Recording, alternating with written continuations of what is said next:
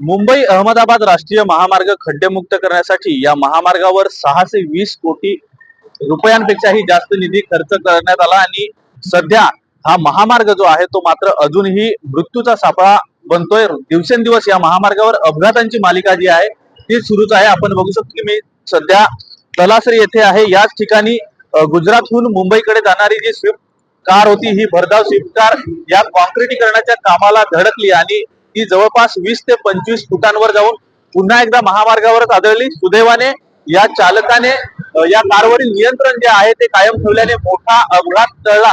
मात्र असेच प्रकार जे आहेत ते अनेक ठिकाणी घडतायत। या जवळपास गुजरात सीमेवरील अच्छार ते मुंबईच्या सीमेवरील असलेल्या दहिसर पर्यंत 120 किलोमीटर पेक्षाही जास्त महामार्गाचं काम कॉन्क्रिटीकरणाचं काम हाती घेण्यात आलंय। मात्र प्रशासनाचा ढिसाळ कारभार जो आहे तो आपल्याला पाहायला मिळतोय। एका बाजूला हे कॉन्क्रिटीकरण करण्यात आलंय तर दुसरी बाजू जी आहे ती तशीच सोडून देण्यात आली आणि त्याच्यामुळे अपघातांची मालिका सुरूच आहे। अचानक कुठेतरी हे कॉन्क्रिटीकरण सुरू करण्यात आलंय आणि त्याच्यामुळे सूचना फलक असतील किंवा मग जे या वाहन चालकांना सूचना देणारे फलक आहेत ते कुठेही नाही आहेत आणि त्याच्यामुळे अपघातांची मालिका सुरूच आहे। एकंदरीत पाहिलं तर राष्ट्रीय महामार्ग प्राधिकरण जे आहे ते या सगळ्याकडे दुर्लक्ष करत असल्याचा आरोप जो आहे तो स्थानिक नागरिक असतील किंवा मग वाहन चालक असतील यांच्याकडून करण्यात येतोय। पालघर जिल्ह्याच्या हद्दीत आज देखील मोठ्या प्रमाणावर हे काम जे आहे ते अपूर्ण अवस्थेत पाहायला मिळते आणि त्याच्यामुळे प्रशासन असेल किंवा लोकप्रतिनिधी असतील हे यावर वारंवार आवाज उठवतायत। मात्र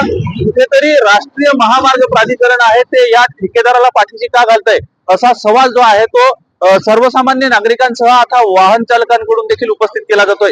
न्यूज 18 लोकमतसाठी राहुल पाटील, पालघर।